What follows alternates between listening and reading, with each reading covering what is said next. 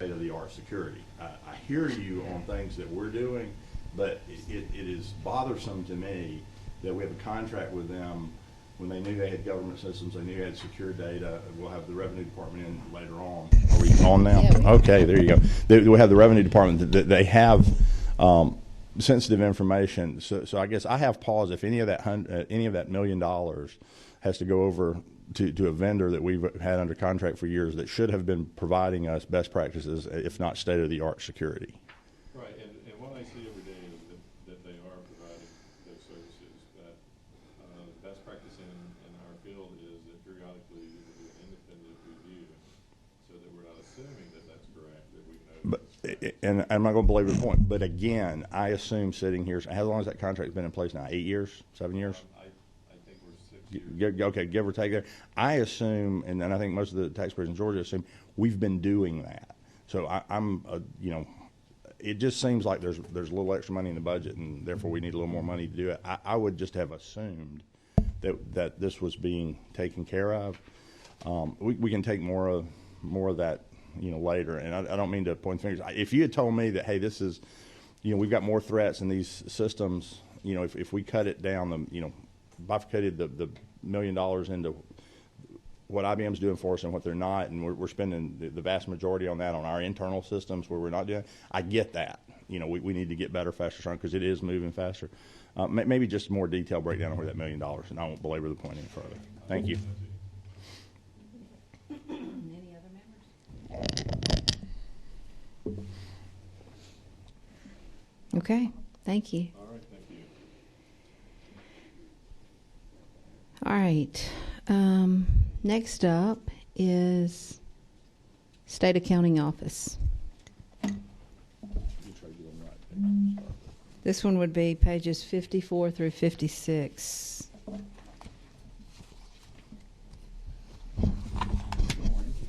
Good morning. I'll wait till everybody's on the page.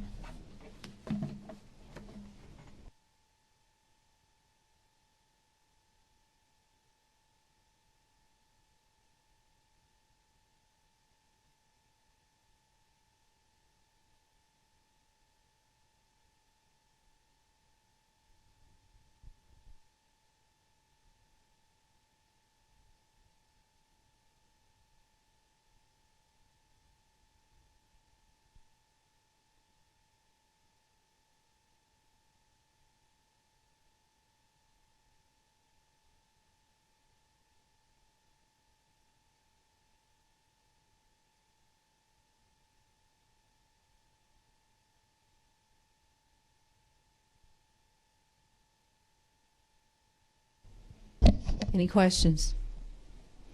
Thank you very much. Can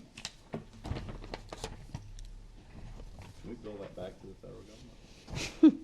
Can we bill that back to the federal government? I think the governor would like to. Sure you do.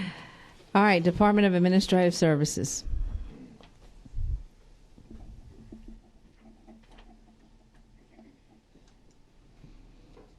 Morning. My name is Sid Johnson. I'm Commissioner of the Department of Administrative Services. It's a pleasure to be here with you today.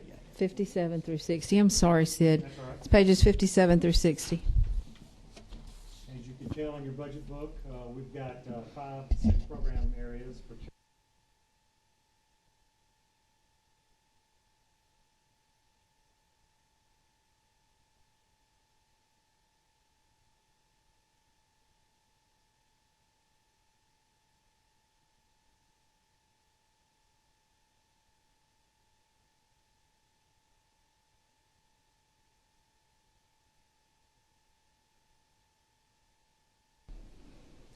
Any questions? All right. Thank you, Sid. You might have won the award for today. The fastest presenter yet. We need to pause yet? Okay. All right, next up is the Department of Revenue.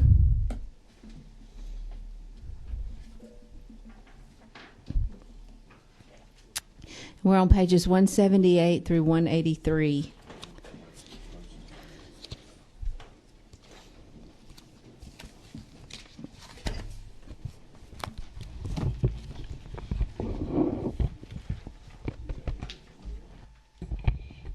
Good morning, Madam Chair. Thank you for having us this morning. We appreciate the opportunity to be before you.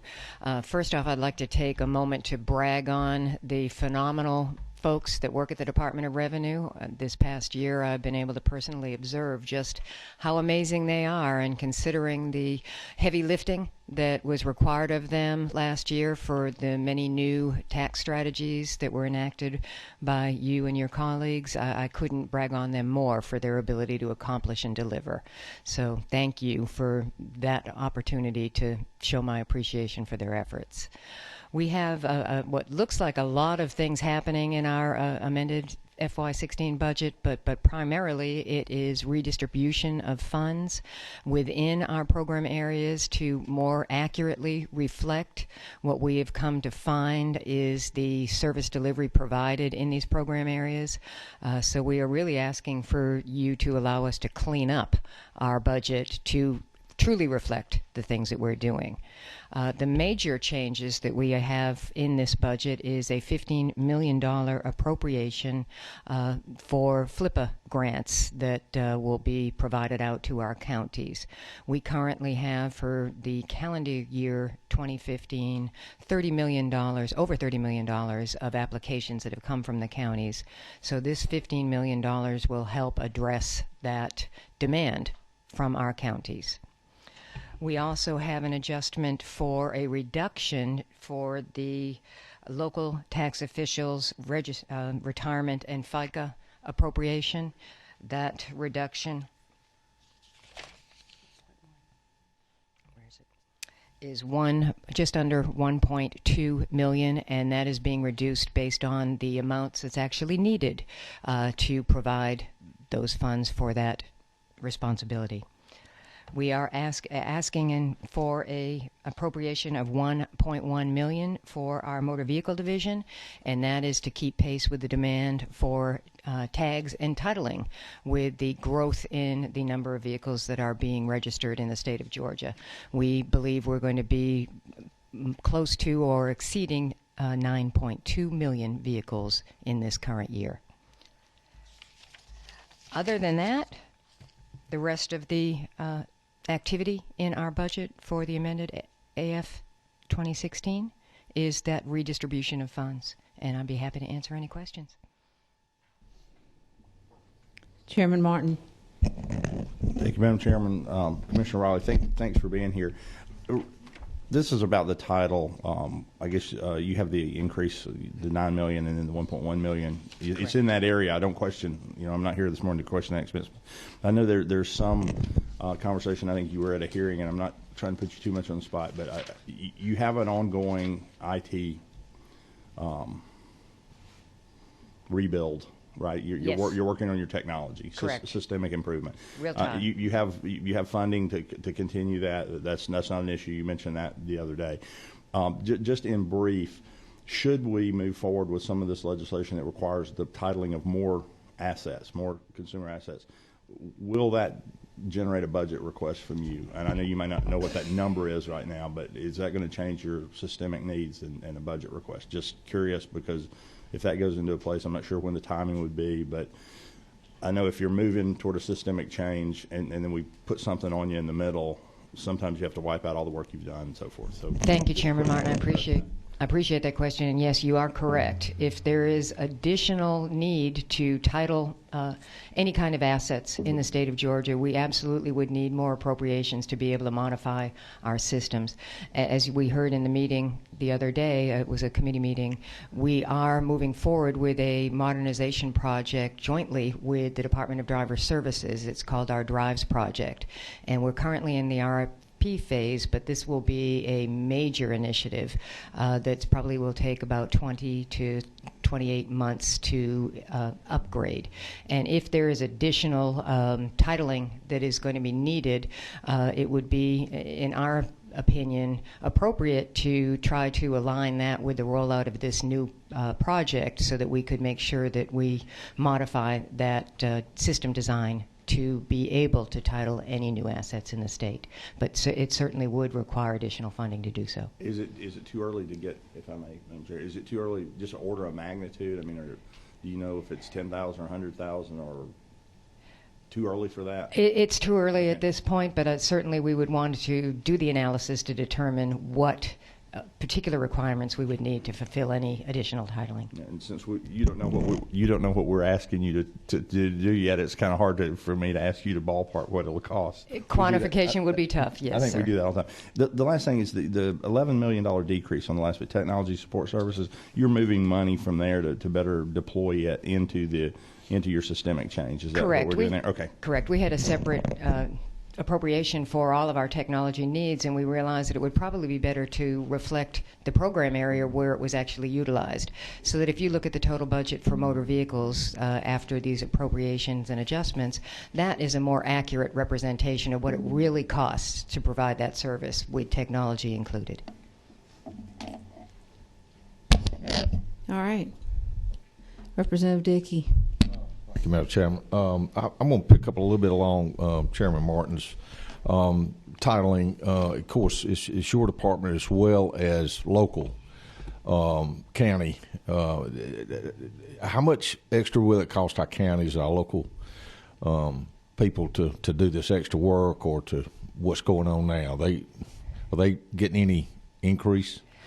Thank you, Representative Dickey. The Department of Revenue will underwrite the costs to do this modernization effort, and this extra $1.1 million are the costs that the state incurs. We don't anticipate additional cost to the local governments. This is the service that we provide in conjunction with them. Okay, so my local tax commissioner, no more work on them. I wouldn't get that comment from them, I hope. I would not expect so at all. Okay, thank you. Thank you. I want to ask you a question about transportation services and how they're taxed, or like are the vehicles, the taxis and limousines, are they being taxed? How does all that work? They would be, when they register, they would be subject to the same registration and titling fees that any other vehicle that operates in the state of Georgia. So there would be no inconsistency there, Madam Chair. Okay. Is that audited regularly? How does that work as far as the, I'm just still trying to wrap my arms around all that. But is that how do you follow up and make sure that those are all addressed, let's say? As far as whether a taxi is accurately registered? Well, we would send out renewal notices. If any vehicle is operating on the roads of the state of Georgia that has been previously registered, we would send a renewal notice. And if a renewal did not occur, that would spit out in our records and notify us that of the lack of renewal. And then the department would follow up at that point, and that would be for any vehicle. And that's going to, this new system that we'll eventually get in the next few years will help in some of that also? It will certainly allow public safety officials to be able to determine more information when they are interacting with a motorist. They would have more access to information about the motorist and the vehicle at the same time. Okay. Thank you. All right, Chairman Martin. Do we have time? No, we're good. This is a bit off the budget, but since we don't have often time that we have the commissioner, I had a situation this past year with my mom passing, and she had a car titled in her name. To go to get the tag from the Fulton County Tag Office, they could only accept a check from her. I mean, is that a revenue thing? Is that a county? And by the way, the gentleman at the tag office worked with me. We figured it out. I brought him cash. I mean, but he said, and I don't want to get him in trouble, but he said that was kind of not what he was supposed to do because it had to come, the money had to come from the state and I just wonder why that is. Is that so that somebody else can't come and get a tag for a car they don't own? It just seemed to be a little difficult. Again, this gentleman at Fulton County, I don't often compliment Fulton County, so let me go on record here saying they did a great job, help working with me on this to do it. But I just wonder, because if I went through that, there are people all over Georgia that's happening. Is there some sort of rule that to get the tag, the check has to come from me, or if Commissioner Riley is renewing a tag, the check has to come from you? because that was just news to me. Chairman Martin, that's news to me as well. We'll research that, but it is not a practice of the department to indicate to the counties how they accept payment. But we'll follow up on that. Perhaps that was just something they're doing to make sure that somebody else is not tagging a car, that they do not own or have the title to. Okay, fair enough. I mean, again, it worked out fine. I just know that in more troubling situation, other Georgias may be having that, and was just curious if there was a requirement from the Revenue Department, and you're telling me there's not. Not that I'm aware of, and Mr. Chairman, we will look into that because we certainly don't want to cause problems for anyone that is trying to comply with our titling and registration. If people want to pay their taxes, they should be able to do that. We do not want to put roadblocks in their way. Agreed. Thank you. Seems like you and Miss East have it all locked up if you get the funds from later or previous slide. Any other questions or comments? All right, thank you Thank you very much for being here. Appreciate it. Thank you all. All right, we're going to have to wait just a few minutes. Mr. Commissioner, where are you? We have to wait for our Senate counterpart, and he's being contacted right now to come on down. So we're going to be at ease for just a few minutes, waiting on him to get here. I'm sorry. We have one last agency we're going to hear from this morning. That would be the Department of Natural Resources, represented by our good Commissioner, Mark Williams. Whenever you're ready. Thank you, Madam Chair, and members of the committee. We only have two changes or enhancements for the amended 16 budget. The first one is a $14,425 change for increased teamwork's cost, and this is to comply with IRS reporting requirements. The second one is some good news. We sold more licenses than we expected. I think for one of the first, maybe the first time, we went over $1 million this year. So we have an enhancement of $294,800. Those are our only two changes, Madam Chair.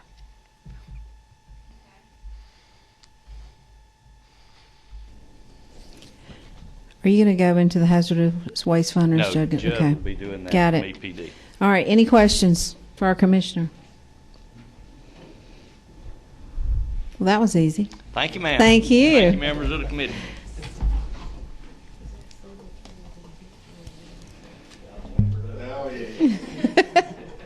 All those peanuts you were talking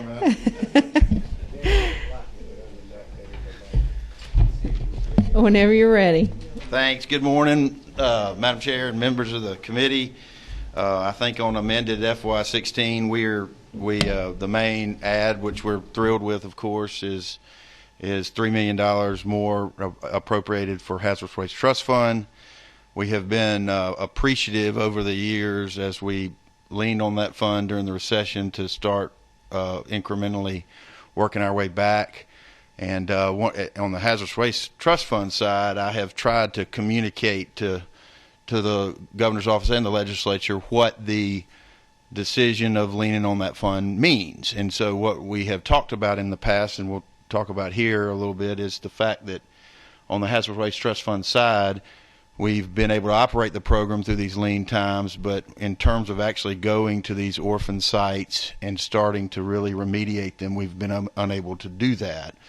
And so those 64 orphan sites have sort of been sitting there.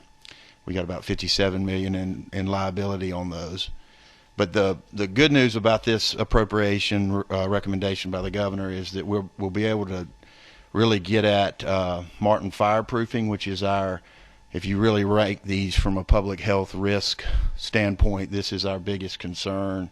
It's a site in Elberton, and we've got dioxins and some we still got some delineation to do out there, but given neighborhoods and schools and proximity to folks that we're concerned about, this is our highest public health risk. So this should allow us to really jump on Martin fireproofing and try to remediate that risk. So we're thrilled to see this recommendation by the governor. Everything else stays the same for us, and we'll certainly answer any questions you have about that or anything else. Any questions from the members?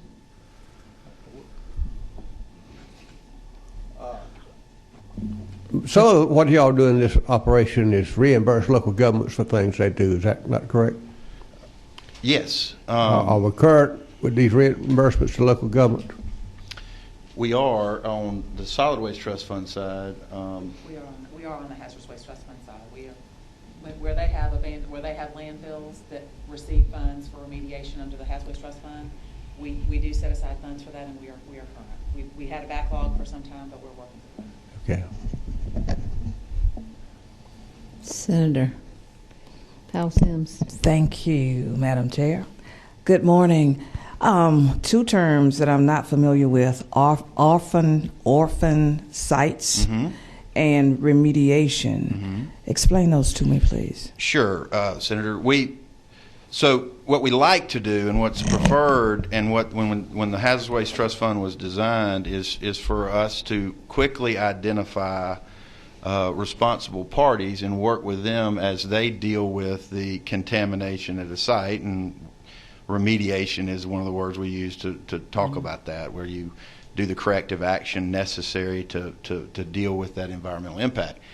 And while what the orphan site term means is that the responsible party is either bankrupt or gone or unable to get at it anymore, so it's sitting there fallow, but the cleanup has not occurred.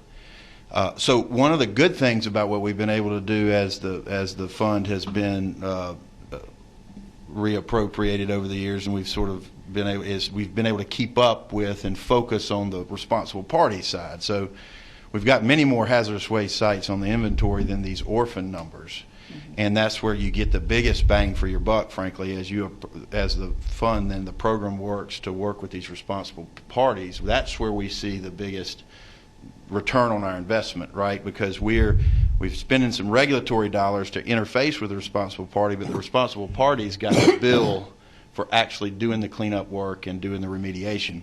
On an orphan site, it's the taxpayer that's paying for the remediation, and so we are these 64 orphan sites out there that are sitting fallow.